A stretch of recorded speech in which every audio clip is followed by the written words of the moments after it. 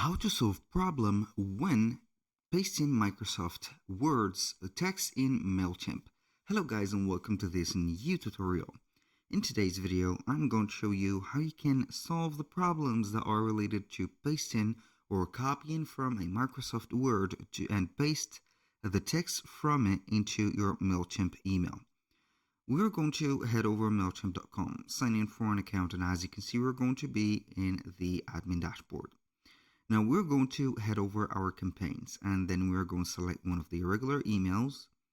The process is going to be the same for everyone or every type of workflow email campaign right there. Click on edit design from here and we're going to be on the website, or not the website, but basically the email editor.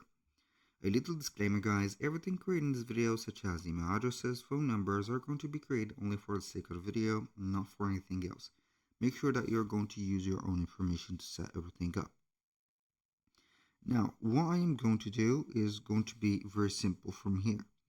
We're going to head over a place where we're going to copy and paste a text, or we are going to add a paragraph, for example here. This is going to be a drag and drop element adder. We can go ahead and copy and paste text from anywhere nearly, and we're going to basically have it just set up like that.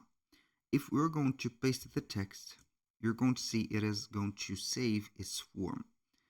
Sometimes in the previous versions of the editors within Mailchimp, it is not going to be the same level of pasting. Why? Because it is going to preserve or conserve the properties of the text from Word to Mailchimp, so it is not going to be a convenient text. But I mean by that the styles.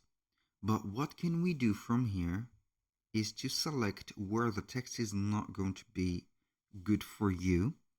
As you can see, I have copied and pasted this. It is going to be the same as Microsoft Word. We're going to click on clear styles, and it is going to clear every style that have been set up from the Microsoft Word styles. Remember, select your text and you're going to have remove or clear style. It is going to be from here. That was pretty much it for today's video. Thank you guys for watching. I hope that you have enjoyed the content and I hope to see you on the next one.